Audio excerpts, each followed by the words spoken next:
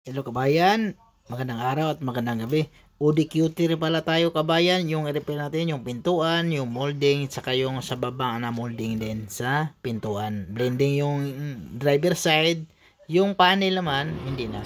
Ang gagawin pala natin ngayon, OD 2022, ODQ3. Ang tama nito kabayan, dito sa pintuan, ito, repair natin itong pintuan itong kabayan. Yan. Ito, seperti ito. Nakakita maitim pa naman ito kabayan. Sipa. Ito pala yung likuran kabayan. Oh. Balik tayo dito. So ito yung gagawin ko kabayan ha, kasama to. Ito kabayan, medyo masilan to sa pagmasilya. Kailangan yung hangganan ng masilya kailangan maganda kasi klaro to kabayan. Pag kunting lubog, kunting yung hangganan ng masilya, yung pagliliha mo, kunting diferensya, kitang-kita yan kabayan, lalo na to 2022 tapos sa OD. So kailangan pagandahin natin to sa pagliha. Ito i-repair pa naman to. Repair to pati to, tapos ito maliit. Blending yung pintuan, yung panel hindi na, pero i-repair natin tong molding na to. Ito repair din to. Umpisahan na natin. Tingnan mo yung alignment kabayan, no, nasa baba itong molding na to. Pero okay lang yung alignment. Tama lang yung alignment sa pintuan eh. Ang problema ito lang baba. Ito, umpisahan ko na kabayan. Umpisahan ko to kabayan sa pagtanggal ng molding. Itong molding. Tapos repair ko na to. Saka na ako magtanggal ng side mirror sa unahan. Saka yung window trim seal natin, yung belt. Tanggalin natin yan. Yung huling tanggal, yung handle. Para i-repair natin to. Okay? Yan. Tingnan nyo kabayan, tanggalin ko yung molding. Yan lang kabayan, pagtanggal ng molding, so hihilahin mo lang yan. Kasi yung clip niyan, hindi naman gaano matibay din yung clip niyan kabayan. Pero yun nga, biglain mo lang. Tapos pag hindi matibay, sikwatin mo. Pero ingatan mo yung magasgas yung pintura kasi hindi pinturahan yung panel. Tapos yan kabayan, tanggal na siya agad. O, ganun lang sa pagtanggal. Kahit tanggalin yung bumper kabayan, kailangang iangat mo yung panel molding dito sa malapit sa bumper. Ganun. Tapos yung cover naman doon sa baba kabayan. So tinanggal ko na kasi i-repair natin yon. Tapos pinturahan din yon kabayan. Tinanggal ko din. Tapos pati yung sa baba, tinanggal ko na din sa baba para kasi ganun din naman tatanggalin natin yon. Mas maganda kasi tanggalin yan sa kabayan kasi blending lang din yon. Pero yung iba, titip lang. Pero mas maganda tanggal talaga kabayan para malinis talaga. Mas maganda talaga yung walang sablay sa pintor. Kasi hindi na sila magtitip. Magtitip man sila pero hindi yung iniiwasan nila sa pintura. Yung katulad yung lalo na yung hindi kasi maiwasan yung overspray kabayan kahit pa may tip yan.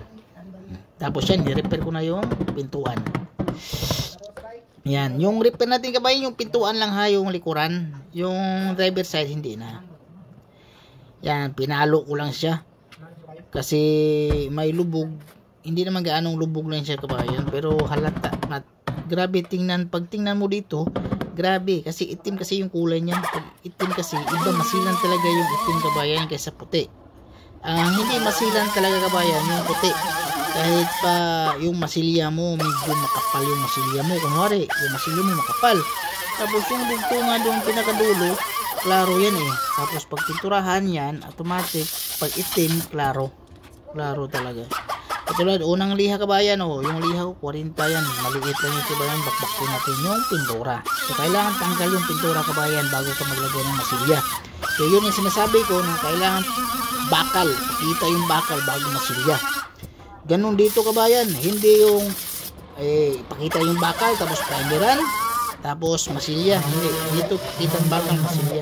Kaya katuloy kabayan, gumamit ako ng 18 yung kabayan para yung sa gilid walang linya, patay yung linya sa gilid. Patayin natin yung linya kasi yun na sinasabi ko, pag mapinturahan yung kabayan, yung duluhan kabayan, yung pinaglihan yung klaro.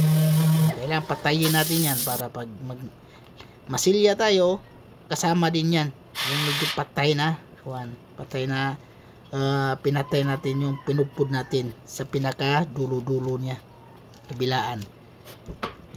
Tapos yung katulad yan, masilya, unang patong ng masilya yan, kasi sa baba kasi yun nga sinasabi ko, sa baba nakatatlong patong pa nga ako ng kabayan, apat, sundan ko pa nung apat kasi apat pero maliit na lang, medyo manipis talaga yun. Kasi klaro klaro yung yung sinasabi ko kabayan, yung dulo-dulo kabayan, yung sa may baba. Klaro, yung pinakakanton, yung pinaka-round kasi yan Yung pinakababa kabayan, walang problema, yung pa-round, yung medyo kuwan siya. Kaya pinatay ko, pinudpud ko lang yun. Tapos okay pagkatapos okay kabayan, itim yung kabayan, pero talagang perfect pagkatrabaho. Yung nasabi kong perfect talaga. Kasi minsan talaga pag itim kabayan, masilan pag silipin mo. Klaro yung i-repair mo yung sinasabi ko na hangganan ng masilya mo, yung sa pagliliha. Kabayan, ito na pala yung OD natin na Q3 kabayan. Yung ginawa natin kabayan, yung pintuan. Tingnan mo kabayan yung kanto. Yan. Sarera. Yan, okay kabayan. Pero pinahiran ko ulit yung kabayan pagkatapos mag-primer kasi may klaro yung dugtungan. Kaya ang ginawa ko, pinahiran ko ulit pagkatapos ang primer. Okay lang yun. Hindi naman problema lang Yan. Pero normal talaga dito kabayan.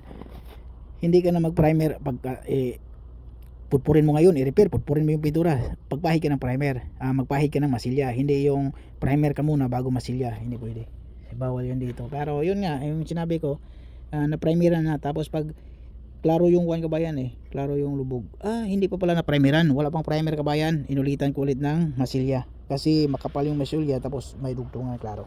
Okay yung lubog kabayan.